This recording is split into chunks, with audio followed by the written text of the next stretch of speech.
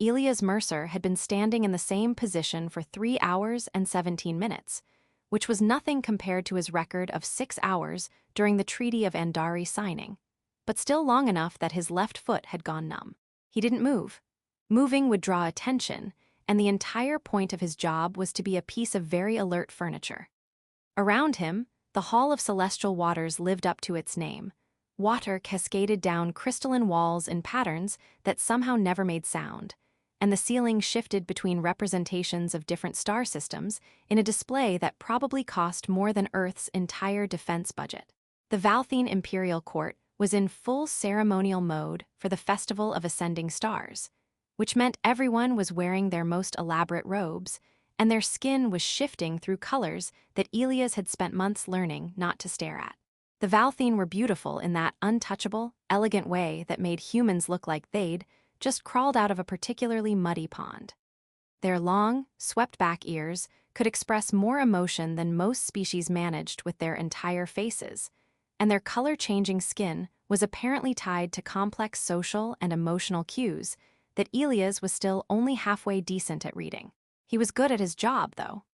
3 years as commander of the Human Security Contingent meant he knew how to stand perfectly still, maintain situational awareness, and be thoroughly invisible to people who'd rather pretend humans didn't exist.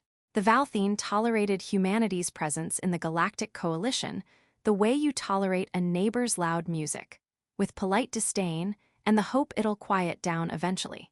The Queen's procession was making its way through the hall, a river of crimson and gold robes, when something impossible happened. Queen Isaveth stopped, right in front of Elias. Her silver eyes, usually so distant and imperial, focused on him with an intensity that made his training scream at him to look away, to maintain proper deference. But looking away from a direct acknowledgement would be an insult, so Elias met her gaze and tried not to think about how the entire court had gone silent. Her skin flickered from formal crimson to something else, a color between violet and silver that wasn't in any of his briefing materials. Her ears tilted forward slightly, then back. The moment stretched long enough that Elias wondered if he'd accidentally committed some terrible breach of protocol he didn't know about. Then Queen Isaveth smiled, just barely, just enough, and continued walking. The court erupted in whispers that followed her like a wake. Elias stayed perfectly still, his heart rate elevated but his face carefully neutral, and thought, well, that's going to be a problem. It became a pattern. 3 days after the festival, Queen Isaveth's route through the Eastern Palace wing changed to include a corridor where Elias was stationed. She paused, asked him about human security protocols, and walked on while her attendants exchanged looks that ranged from confused to scandalized. The next week, she stopped again, this time asking about Earth customs during his people's own festivals. Elias answered carefully, professionally, aware that every word was being analyzed by a dozen courtiers who'd made careers out of reading subtext. By the fourth conversation, the court had stopped trying to hide their staring. Elias could feel their attention like physical weight, could see the color shifts in their skin that his cultural training said meant everything from curiosity to disgust. The Human Diplomatic Corps sent him a carefully worded message suggesting he might request reassignment. His own team asked if he'd somehow offended the Queen and was being tested before punishment. Elias didn't think so. The Queen's questions weren't hostile. They were just questions, the kind you ask when you're actually interested in the answer. "Do you miss Earth?" she asked one morning, her retinue standing at a respectful distance while she examined a security checkpoint that absolutely didn't need royal examination. Elias considered lying, decided against it. "Sometimes. Mostly I miss the sky looking like sky, instead than a light show." Her ears flicked forward, amusement, his training said. Her skin shifted to warm amber. "Our sky is quite dramatic." "It's beautiful," Elias said, because it was. "Just overwhelming, like everything here." "Ah," the Queen's expression softened slightly. "Yes, I imagine it would be for someone from a quieter world." She paused, then added, "Do you find the court overwhelming as well?" It was a trap, had to be, except her skin was shifting to that strange violet-silver color again, and her eyes held something that looked almost like genuine curiosity.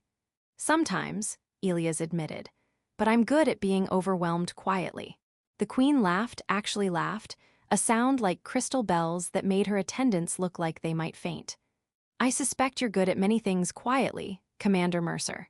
She walked away, and Elias stood there thinking that he'd somehow gotten himself into the kind of situation that would make an excellent cautionary tale in future diplomatic training courses.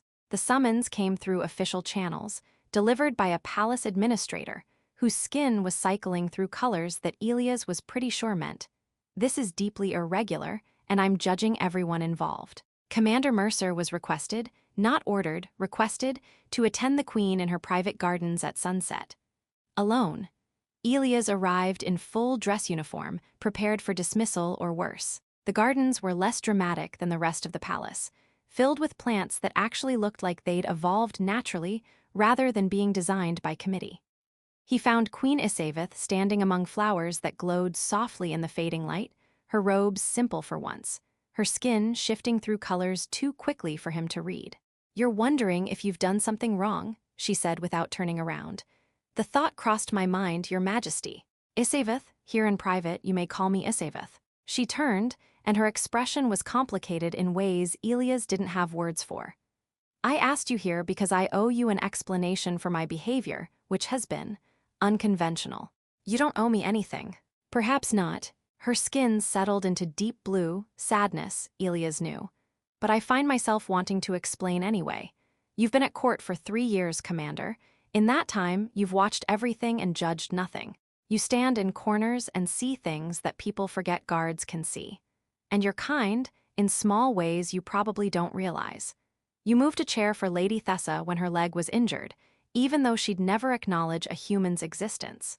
You found Lord Cairn's lost data tablet and returned it without being asked. You notice people." Elias didn't know what to say to that, so he said nothing. "Do you know what it's like," Isaveth continued quietly, "to be alone in a room full of thousands?" And Elias did. He'd felt it every single day since arriving at a court where humans were tolerated but never welcomed, where he was simultaneously hypervisible and completely unseen. "Yes," he said simply. Her skin shifted to that violet-silver color, and her ears tilted forward. "I thought you might. I've been queen since I was 16. 23 years of being looked at by millions who see only a crown. You're the first person in longer than I can remember who looked at me like I was just a person." "You are," Elias said before he could stop himself.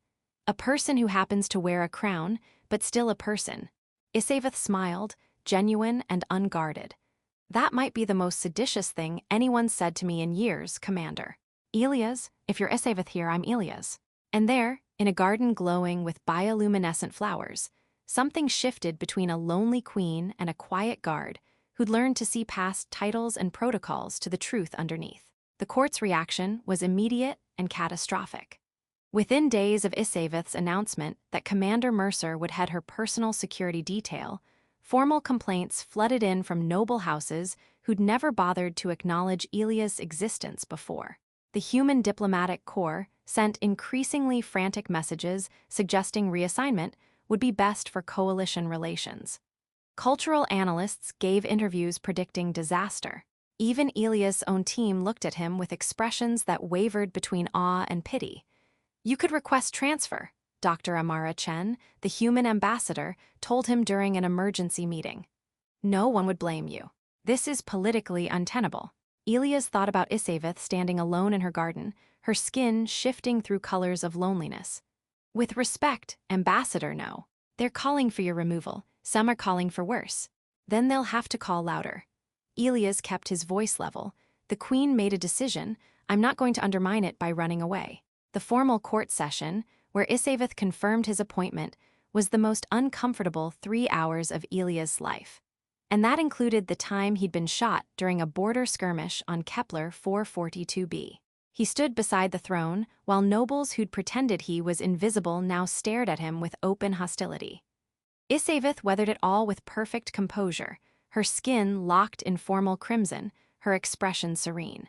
"The decision is made," she said when Lord Cass formally objected for the 3rd time. "Commander Mercer has proven himself worthy of trust. I value his judgment and his integrity. This discussion is concluded." Afterward, in the corridor outside the throne room, Isaveth's skin finally shifted, cycling through relief and exhaustion and something that looked like gratitude. "Thank you for not making this easier by leaving." "Didn't seem right," Elias said. "You stood up for me in there. Least I could do was stand." Her laugh was tired but genuine. Do all humans have this terrible habit of being noble when it would be much more practical to be selfish? Just the ones who are too stubborn to know better. Over the following months, they built something that defied easy categorization. Not romance, the cultural gaps were too vast, the political complications too severe. But friendship, yes. Understanding. Isavith taught Elias the subtle language of Valthine skin colors, the history behind court rituals that seemed absurd until you knew their origins. Elias showed her how to find moments of stillness in the chaos of court life, how to observe without being consumed by observation. The court never fully accepted it, but they adapted because Isavith gave them no choice. And slowly, something shifted in how other species viewed humanity in the coalition. If the Valthine queen trusted a human guard enough to keep him at her side, perhaps these young, crude newcomers were worth a second look after all. 6 months into his new position, a junior human diplomat asked Elias how he'd managed to catch the queen's attention. Elias thought about that first moment in the Hall of Celestial Waters, about a lonely woman and a quiet guard who'd both been invisible in different ways. "I didn't try to catch anything," he said honestly. "I just saw her. Actually saw her, not the crown or the title or the politics, just her." The diplomat looked confused, like that couldn't possibly be the whole answer. But it was. In a galaxy obsessed with power and position, sometimes the most revolutionary act was simply being present for another person. Sometimes all someone needed was to be seen. Elias went back to his post outside the Queen's study, standing in the kind of comfortable silence they'd both learned to value. Inside, he could hear Isavith working through diplomatic reports, occasionally muttering comments she'd never make in public.